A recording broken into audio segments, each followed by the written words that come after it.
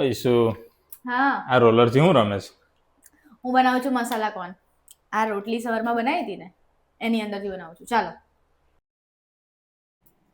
સૌથી પહેલા રોટલીને આપણે ત્રિકોણ આકારમાં કટ કરી લઈશું. ત્યારબાદ 3 થી 4 બટાકાને બાફીને મેશ કરી લીધા છે. હવે એક વઘાર રેડી કરીશું. એમાં રાઈ, જીરું અને લીલા મરચાં તતડાવીશું ને ત્યારબાદ બટાકામાં ઉમેરી દઈશું. ત્યારબાદ 1 કપ ધાણા, અડધી ચમચી જેટલું મીઠું, અડધી ચમચી જેટલો મરી પાવડર, લાસ્ટમાં લીંબુનો રસ ઉમેરીને મિક્સ કરીશું. હવે એક પેસ્ટ તૈયાર કરીશું.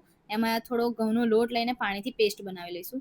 હવે જે રોટલી લીધી છે એની ધાર પર આપણે પેસ્ટ લગાવી દઈશું અને કોર્નનો શેપ આપી દઈશું.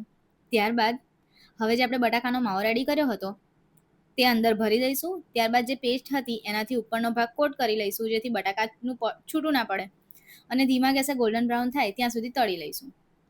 આપણે જે કોર્ન રેડી કર્યા છે તેને આપણે હવે ટોમેટો કેચઅપમાં ડીપ કરીશું અને જે મોરી સેવ આવે છે એનાથી કોટ કરીને સર્વ કરીશું.